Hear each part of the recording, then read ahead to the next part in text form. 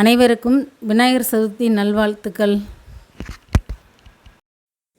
விநாயகர் சதுர்த்திக்கு உப்பு கொழுக்கட்டையும் இனிப்பு பிடி கொழுக்கட்டையும் செய்யலாம் வாங்க ஃப்ரெண்ட்ஸ். இதில் மீதி இருக்கிறதெல்லாம் முதலே நம்ம சேனலில் போட்டிருக்கு ஃப்ரெண்ட்ஸ். இந்த வீடியோக்குள்ளே போகிறதுக்கு முன்னால் என்னோடய சேனலை சப்ஸ்கிரைப் பண்ணி பெல் ஐக்கான் ப்ரெஸ் பண்ணி ஆல் செலக்ட் பண்ணிங்கன்னா என்னோடய வீடியோஸ் உங்களுக்கு உடனுக்குடன் வரும் ஃப்ரெண்ட்ஸ்.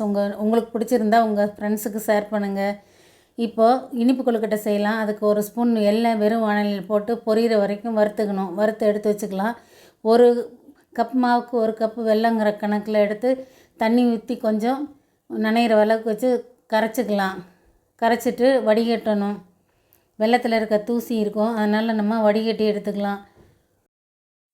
வடிகட்டின வெல்லத்தை ஒரு பாத்திரத்தில் ஊற்றி வச்சுருவோம்.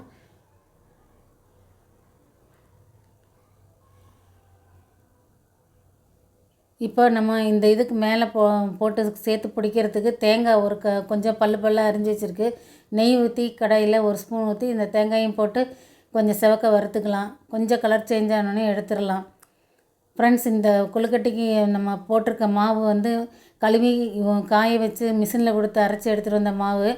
இந்த மாவு நம்ம வெறும் வானலியில் போட்டு வறுத்து எடுத்து வச்சுருக்கு பாருங்கள். இது போல் அளவுக்கு நம்ம எடுத்து அந்த எள்ளு கூடயே சேர்த்து வச்சுக்கலாம். இப்போ கடாயில் மறுபடியும் அந்த வெள்ளை தண்ணியை ஊற்றிட்டு ஏலக்காய் பொடி சேர்த்துக்குவோம். நீங்கள் செஞ்சு பார்த்துட்டு உங்களுக்கு எப்படி இருக்குதுன்னு கமெண்ட்ஸ் பண்ணுங்கள். உங்கள் ஃப்ரெண்ட்ஸுக்கு ஷேர் பண்ணுங்கள். இப்போ அந்த தேங்காயையும் எடுத்து வச்சுருந்த எள்ளையும் இதோட சேர்த்துக்கலாம். ஒரு கொதி வரணும்.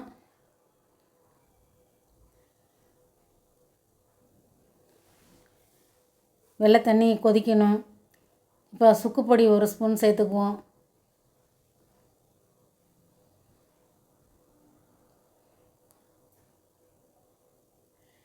சேர்த்துட்டு கொஞ்சம் நல்லா கலக்கி விட்டுறலாம். எல்லா இடமும் கலங்குற மாதிரி கட்டிட்டு இந்த மாவை தேவையான அளவு அதான் ஒரு கப்பு மாவு எடுத்து வச்சுருந்தது. ஒரு கப் மாவை கொஞ்சம் கொஞ்சமாக தூவி நம்ம கலக்கிக்குவோம். இந்த மாவு எப்படி செய்யணும்னு உப்பு பிடிக்கல்கிட்ட செய்கிற இடத்துல போட்டிருக்கிறேன். நீங்கள் அது போலயே செஞ்சு அதுக்கு பாதி மாவு இதுக்கு பாதி மாவு வச்சுக்கலாம். கொஞ்சம் கொஞ்சமாக கட்டி கலக்கும் போது நமக்கு கஷ்டமாகவும் இருக்காது. ரெண்டாவது கட்டி தட்டாமல் நல்லபடியாக கலக்கிடலாம். இது போல் தூவி தூவி கலக்கணும்.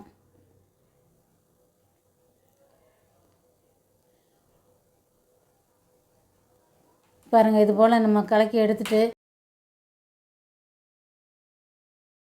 இப்போ நெய் சேர்த்துக்குவோம். நெய் சேர்த்து கலக்கி விட்டுக்கலாம். அப்போ பிசு பிசுன்னு கையில் ஒட்டாது, வாசமாகவும் இருக்கும். வெந்ததுக்கப்புறம் இதையும் நம்ம கலக்கி விட்டுக்குவோம்.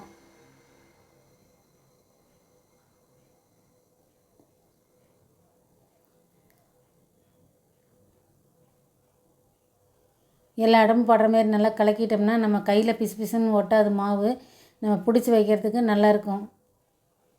இப்போ ஆற வச்சாச்சு. ஆற வச்ச இந்த மாவை ஒரு ஸ்பூன் அளவுக்கு எடுத்துகிட்டு கையில் இப்படி இறுக்கி பிடிச்சோம்னா விரலில் பிடி கொழுக்கட்டை வந்துடும். இதை வேக வைக்கிற ட்ரேயில் எடுத்து அடுக்கிக்கலாம். அடுத்து உப்பு கொழுக்கட்டை செய்வோம். உப்பு கொழுக்கட்டைக்கு அதே போல் அரைச்சிட்டு வந்த மாவை ஒரு தேவையான அளவு எடுத்து கடாயில் போட்டு வறுக்கணும். இது கோடு போடுற அளவுக்கு நல்லா வறுத்து எடுத்துடலாம். வறுத்து எடுத்துகிட்டு சலித்து எடுத்துக்குவோம். இந்த அளவு வரைக்கும் நம்ம இனிப்பு கொழுக்கட்டைக்கும் இதே மாவு தான், இப்படி தான் செஞ்சு போட்டோம். இதே போல் நீங்களும் அதை செஞ்சுக்குங்க. அப்புறம் வெந்நீர் வச்சு கொஞ்சம் கொஞ்சமாக ஊற்றி இந்த மாவை கலக்கலாம். இதே போல் ஒரு கப்புக்கு மாவுக்கு 1.5 கப்பு வெந்நீர் வச்சுருக்கு. இதை ஊற்றி நல்லா நம்ம கலக்கிக்குவோம். கொஞ்சம் கொஞ்சமாக ஊற்றி கலக்கும்போது நமக்கும் நிதானம் தெரியும். பிடிக்கிற அளவுக்கு மாவு பதமாக வந்தால் போதும். அந்த அளவுக்கு நம்ம தண்ணி ஊற்றி கலக்கிக்குவோம். சுடு தண்ணியாக இருக்கிறதுனால முதல்ல கரண்டியில் கலக்கி விட்டுட்டு கொஞ்சம் ஆறுனதுக்கப்புறம் கை வச்சு பிசைஞ்சு அப்புறம் நம்ம செய்யணும். இதெல்லாம் செய்கிறது ரொம்ப ஈஸி தான் ஃப்ரெண்ட்ஸ். நீங்களும் செஞ்சு பாருங்கள். நல்ல எல்லா கொழுக்கட்டையும் செஞ்சு சாமி கும்பிடுங்க. இதோட தேங்காய் பூரண கொழுக்கட்டை, எள்ளு கொழுக்கட்டை, பருப்பு கொழுக்கட்டை, கார கொழுக்கட்டையெல்லாம் முதலையே நம்ம போட்டிருக்கோம். அந்த சேனலோட லிங்க் இதில் கொடுத்துருக்குறேன். அதையும் பார்த்து அது போல் செஞ்சுக்குங்க. சுண்டல் நம்ம எப்பவும் போல் சுண்டல் செஞ்சு கொண்டக்கடலையை ஊற வச்சு வேக வச்சு தாளிச்சிருக்கு. இப்போ பாருங்கள், மாவு பதமாக கலக்கியாச்சு. இப்போ இந்த மாவோட நம்ம உப்பு பொடி கொழுக்கட்டைக்கு தேவையான பொருள்லாம் போடுவோம். இதுக்கு கொண்டக்கடலை வேக வச்சதை கொஞ்சம் போட்டிருக்கு. தேங்காய் பல்லாக அரிஞ்சு போட்டிருக்கு. இதுக்கு தேவையான அளவு உப்பு போட்டு நல்லா கலக்கி பிசைஞ்சுக்கணும். பிசைஞ்சிட்டு இப்போ பாருங்கள், இது போல் ஒரு ஸ்பூன் மாவு எடுத்து கையில் உருட்டி விரலை வச்சு அமுத்தினோம்னா இந்த புடி கொழுக்கட்டை வந்துடும். இது போல் உருட்டியும் போடலாம். உப்பு உருண்டை போல் உருட்டியும் போடலாம். இப்போ எல்லா மாவையும் சேர்த்து செஞ்சுட்டு நம்ம வேக வைக்கணும். இதுக்கு குக்கரில் தண்ணி ஊற்றி வச்சுருக்கு. இட்லி கொப்பரையிலையும் வச்சு வேக வைக்கலாம். அதில் கீழே ஒரு பாத்திரம் வச்சு மேலே 2 கொழுக்கட்டையும் அடுக்கியாச்சு. இது மூடி போட்டு ஒரு 10 நிமிஷம் இட்லி வேக வைக்கிற மாரி வேக வைக்கணும். வெயிட் போட வேண்டியதில்லை. வெந்துட்டு எடுத்தோம்னா நல்லா வெந்திருக்கு பாருங்கள். நல்லா தேங்காய் எள்ளெல்லாம் நல்லா தெரியுது. அமுத்தி பார்த்தோம்னா கையில் ஒட்டாது. அதே போல் வெள்ளை உப்பு கொழுக்கட்டையும் அதே போல் பாருங்கள், தேங்காயெல்லாம் நல்லா தெரியுது. நம்ம கையில் எடுத்து அமுத்தினோம்னா நல்லா ஒட்டாது. இது இந்த கொழுக்கட்டை எல்லாமே இது போல் நம்ம முதல்ல போட்டிருக்கிறதையும் சேர்த்து நீங்கள் செஞ்சு சாமி கும்பிடுங்க. எல்லோருக்கும் விநாயகர் சதுர்த்தி நல்வாழ்த்துக்கள். ஃப்ரெண்ட்ஸ், இந்த வீடியோவை பார்த்துட்டு உங்களுக்கு பிடிச்சா உங்கள் ஃப்ரெண்ட்ஸுக்கு ஷேர் பண்ணுங்கள். என்னோடய சேனலை சப்ஸ்கிரைப் பண்ண மறந்துடாதீங்க. தேங்க்யூ ஃபார் வாட்சிங்.